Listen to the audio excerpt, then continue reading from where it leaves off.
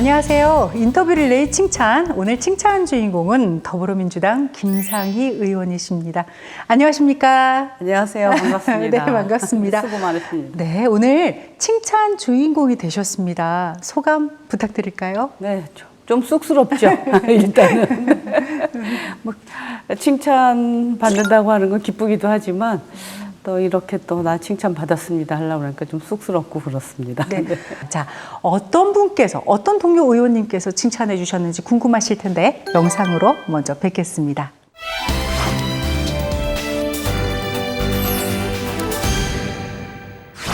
네, 우리 전반기 부의장을 맡으셨던 김상희 의원님을 제가 칭찬 릴레이에 추천하게 되었습니다. 사선 의원으로서 김상희 의원님께서는 오랜 여성계 활동도 하셨고 또 지금 젊은 여성들과 또 사회 진출의 꿈을 꾸고 있는 여성들에게 좋은 모델이 되고 있습니다. 그러나 아직도 의원님과 제가 우리 모두 여성들이 힘을 합쳐서 걸어가야 될 길이 멉니다. 네, 그래서 우리가 좀 더 활발하게 소통하고 양성평등한 사회를 이루어 나가서 우리 후손들이 남녀 모두 행복한 자유 대한민국에서 잘 살 수 있도록 함께 노력해 보십시다. 감사합니다. 서정숙 의원님께서는 아마 여당 의원님으로서 야당 의원과 잘 소통하고 또 서로 존중하면서 협치를 이루어 나가게끔 하는 데 있어서 저는 굉장히 중요한 역할을 하실 것이라고 생각합니다. 그래서 그런 측면에서 우리 서정숙 의원님께서 저뿐만이 아니라 지금 보건복지위 활동하고 계시는데 거기 해당 상임위 의원님들 그리고 또 다른 의원님들하고도 굉장히 소통이 편안하신 분, 네. 소통에 아주 능력 있으신 분이에요. 우리 의원님께서 후반기 국회가 원만하게 이루어지도록 역할을 좀 해주셨으면 좋겠습니다. 자, 21대 국회의원 더불어민주당 김상희 서정숙 의원이 부드럽고 온화한 정치로 생명력 있는 그리고 성평등 사회를 위해 앞장서는 김상희 의원을 칭찬합니다. 칭찬합니다. 감사합니다. 네, 앞으로 더 열심히 노력해 주십시오. 네.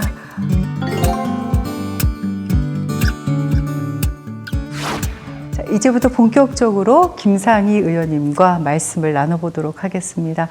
정말 바쁘지 않으셨을까 싶은데요. 21대 국회 이 전반기, 그러니까 이 헌정사상 첫 여성 국회 부의장으로서 임기를 지난 5월까지 활약을 하셨습니다. 일단 그 소회를 좀 여쭤볼까요?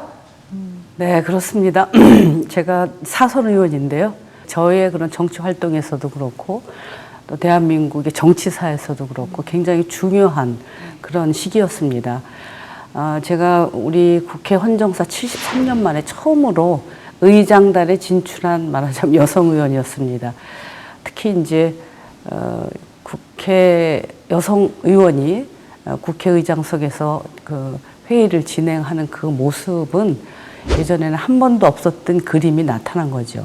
그리고 무엇보다도 이제 대한민국의 국회가 대의 정치의 이제 본당인데 명실공히 여성의 대표성이 이렇게 향상됐다고 하는 것을 이제 보이는 상징적인 그런 아주 중요한 사건이었죠. 그리고 특히 이제 국회가 성평등한 국회로 나아가고 대의민주주의의 발전에 어떤 혁신적 요구에 대해서 의원께서 이제 그걸 부응을 해준 거죠. 그런 측면에서 여러 면에서 제가 이제 의미 있고 또 영광스럽고 보람 있는 그런 인연이었습니다. 네. 여성으로서도 의미가 있지만 분명히 남자 여자를 떠나서도 김상희 의원님만의 리더십이 또 인정을 받은 게 아닐까 이런 생각을 합니다. 그런데 21대에서요, 이 여성 정치인의 비율을 이제 좀 늘리려고 많은 노력을 쓰시고 또 많은 안가님을 쓰신 걸로 제가 네. 알고 있는데요. 그럼에도 불구하고요, 18.8% 그러니까 19% 정도 되고 OECD 국가를 전체적으로 보면 28.8%인데 우리가 비교를 하면 너무나 많이 부족하지 네, 않습니까? 너무 부끄러운 거죠. 그래서 네. 지금 이제 대한민국의 그 국가적 위상이 굉장히 높아졌고, 지금 뭐 경제로 치면, 경제 그 규모로 치면 세계 8위라고 우리가 얘기하지 않습니까? 그런데 사실은 이제 여성의 대표성 부분에서는 굉장히 낮습니다. 그래서 제가 그 국회의원 되기 전부터 여성단체 활동할 때 이 부분, 여성의 정치적 대표성을 높이는, 제고시키는 데 굉장히 많은 사실은 활동을 했습니다. 열심히 했고. 근데 그럼에도 불구하고 이게 잘 높아지지를 않아요. 그러니까 지금 이제 17대 때 선거법이, 정치관계법이 대폭 바꾸어가지고 그때부터 이제 그 비례대표의 50% 여성 할당이 이루어지는데, 그 선거법이 바뀌면서 이제 대폭 이제 증진이 됐는데 더 늘어나지를 않아요. 네. 유럽 같은 경우에는 대체적으로 한 성이 60% 이상을 그 대의기구에서 차지하지 못하도록 합니다. 그러니까 적어도 40%는 여성이든 남성이든 그 이상을 차지할 수 있도록, 그게 대의민주주의에 맞는 거죠.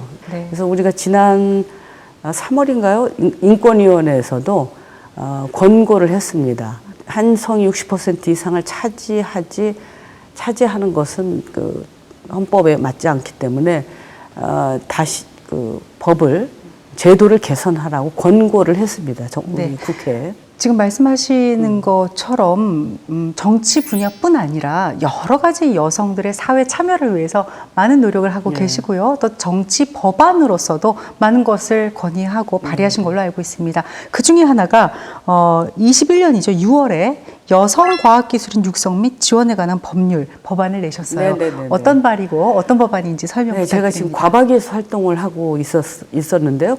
전반부에. 우리나라가 지금 정말 계속 발전할 것이냐 아니면 후퇴할 것이냐, 가장 중요한 게 사실은 과학기술 부분입니다. 그래서 과학기술이 발전하지 않으면 우리는 새로운 그런, 말하자면 일자리나 경제를 발전시킬 수가 없어요. 근데 지금 과학기술인들이 2028년을 보면 한 10,000명 정도, 아주 유능한 과학기술인들, 전문가들이 한 10,000명 정도 부족할 거라고 예상이 되고, 그리고 그 이후에도 계속 우리가 저출산이 심각했기 때문에 계속 과학기술 쪽의 인재가 굉장히 수적으로도 줄어들게끔 돼 있습니다, 지금. 그리고 이공계 진출을 안 해요, 학생들이. 그래서 지금 과학기술의 발전을 위해서는 여성들, 특히 여성들이 그쪽에 많이 참여하는 게 굉장히 중요합니다. 과학기술의 인력을 확보하기 위해서. 그 한 측면이 있고, 또 하나는 과학기술 쪽에 지금 이공계 대학을 가는 여성들도 중간에 열심히 하다가 경력 단절되는 여성들이 너무 많아요. 그래서 지금 앞으로 과학기술 쪽에 유능한 인력을 확보하기 위해서, 그리고 또 이쪽에서 지금 공부하고 활동하는 여성들이 계속 자기 개발을 하면서 우리 사회에서 정말 전문가로서 역할을 할 수 있도록 하기 위해서는 국가적으로 이 여성 과학기술인들을 지원하고 육성하는 정책이 굉장히 중요한 지금 상황입니다. 그래서 과학기술인들의 이런 일가정 양립, 그리고 과학기술인들 전체가 다 이 법의 혜택을 받아서 좀 더 창의적으로, 더 지속적으로 일할 수 있게끔 법을 냈고요. 그렇게 되면 특히 이제 여성 과학자들한테는 굉장히 좋은 그런 제도가 좀 도입이 되지 않을까 싶습니다. 자, 그래서요, 이런 부분에 너무나 애쓰시고 또 노력을 하시고, 물론 실력이 정말 대단하시기 때문에 이 자리에 오셨겠지만 그 실력을 뒷받침하는 노력 또한 대단하시지 않으셨을까 싶습니다. 그런 면을 또 보고 칭찬한 국민이 계십니다.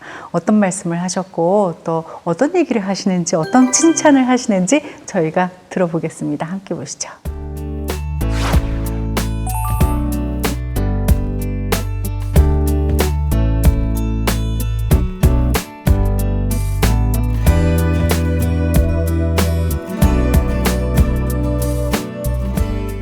제가 중학교 때 현장 체험학습을 간 기억이 아직도 있는데, 주변이 이제 없다 보니까 부천 상동에 눈썰매를 타러 갔었는데, 이제 지하 버스를 타고 1시간 동안 간 겁니다. 그래서 눈썰매를 탈 때 그 재밌는 그 감정보다는 우리 주변에 뭐가 없어 이렇게 멀리 가는구나. 그래서 버스를 1시간 동안 타고 갔던 그 아픈 경험이 아직까지도 기억이 남습니다.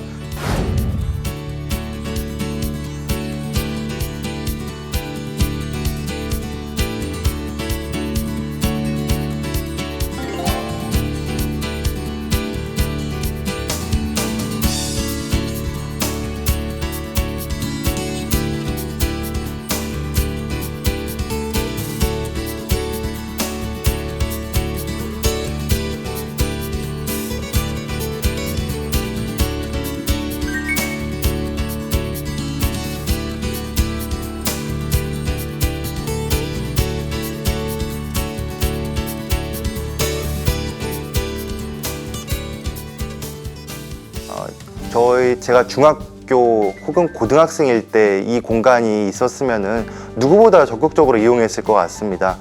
저는 비록 못 이용했지만 제 후배 중학교, 고등학교 친구들이 이 공간을 좀 적극적으로 이용해서 우리 청소년들만의 전유물, 그 공간 자체를 계속 좋은 문화를 여기서 만들어 갔으면 좋지 않을까, 그런 생각을 갖고 있습니다.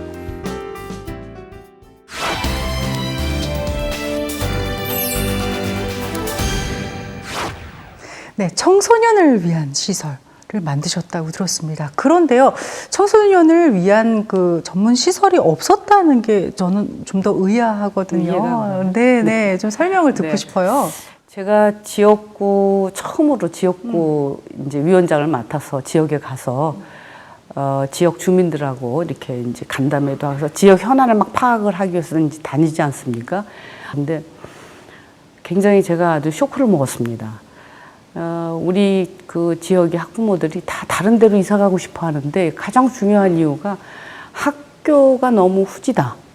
그리고 아이들이 도대체 갈 데가 없어가지고 아이들이 뭐 정말 그 학교 시험 끝나면 아이들이 놀러 가잖아요. 근데 시험 끝나면 어디를 가냐면 찜질방을 간다는 거예요.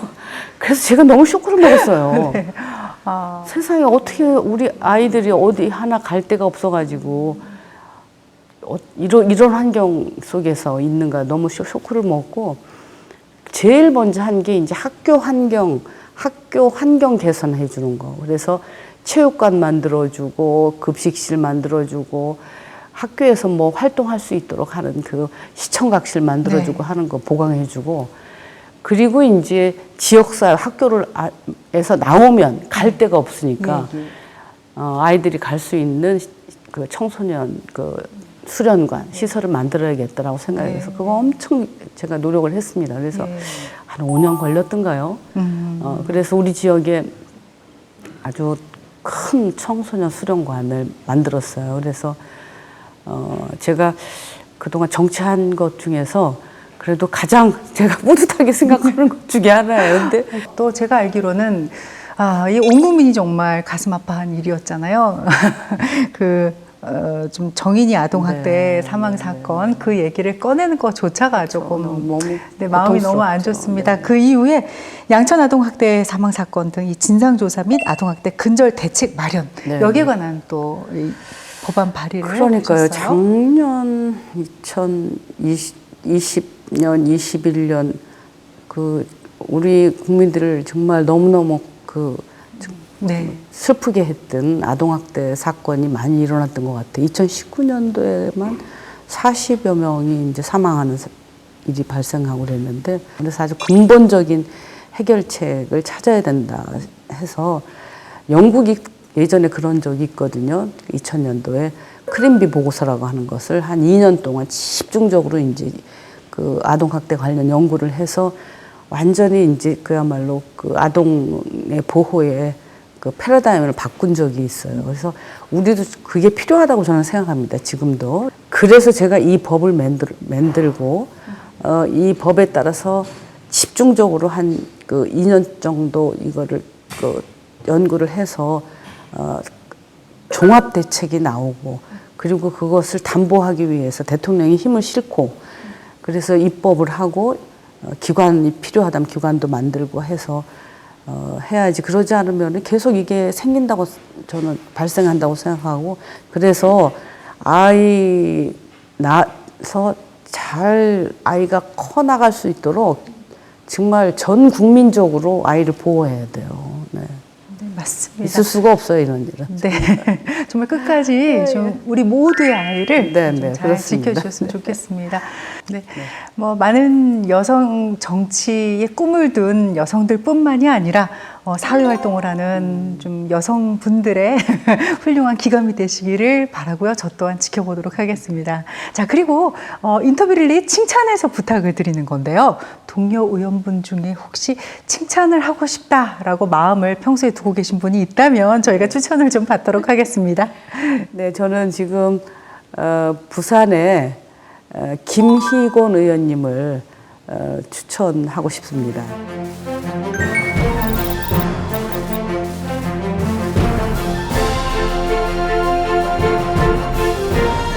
네, 저는 우리 김희곤 의원님을 칭찬하고 싶습니다.